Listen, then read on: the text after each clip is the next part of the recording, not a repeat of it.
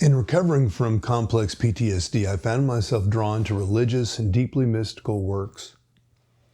Gurdjieff and Ouspensky in particular seem to attract people who have been struck by trauma and have seen another side of life that the general mainstream population does not encounter. So I'm going to paraphrase some of their work because the original Gurdjieff and Ouspensky are challenging. They're twisted to read, so let me simplify it here. I'm Roach, Mark Roach, here to shine some light on comforting perspectives for those of us with c-ptsd.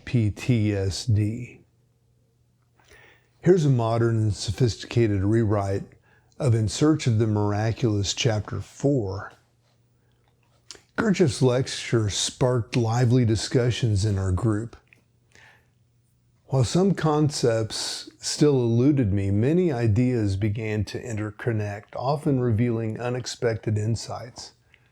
It was like watching a photograph develop, with some areas still blank.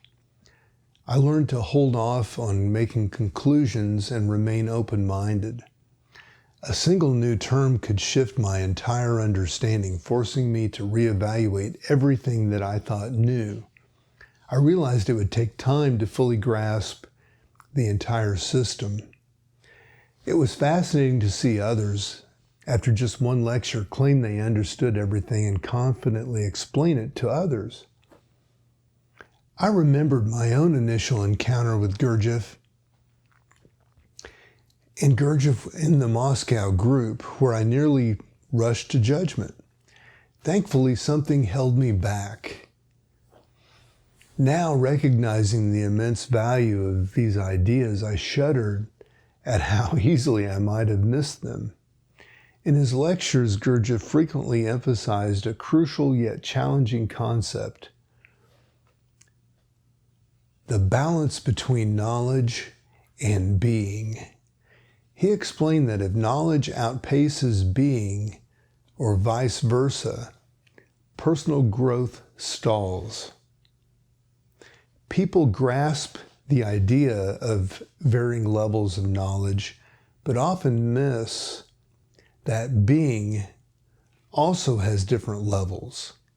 For instance, the being of a mineral differs from that of a plant, animal, or a human. In fact, two people can have more disparate levels of being than a mineral and an animal. Gurdjieff highlighted that Western culture often separates knowledge from being, allowing someone to be highly knowledgeable yet lack moral or emotional maturity.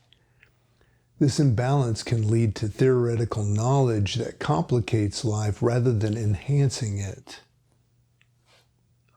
Understanding requires aligning knowledge with being. They must grow together for true comprehension to emerge. People often confuse knowing with understanding, but understanding arises from integrating knowledge with one's being. Gurdjieff pointed out that our language contributes to this confusion as it lacks precision. Language is filled with subjective meanings.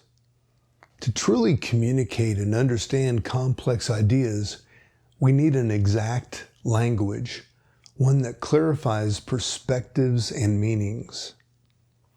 He introduced a system categorizing humans into 7 types based on their level of development, from mechanical beings, which is type 1 to type 3, to those who strive for higher consciousness, types 4 to 7.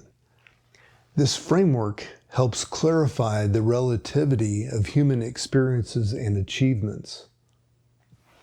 Ultimately, Gurdjieff's teachings stress the importance of evolving both knowledge and being in harmony to achieve genuine understanding and personal growth. As I said, the work of Ouspensky and Gurdjieff was extremely helpful in developing a foundation around life, beliefs, my fellow man, as well as to helping me to appreciate the twist that was handed me by my trauma. I'm Mark Roach. All the best.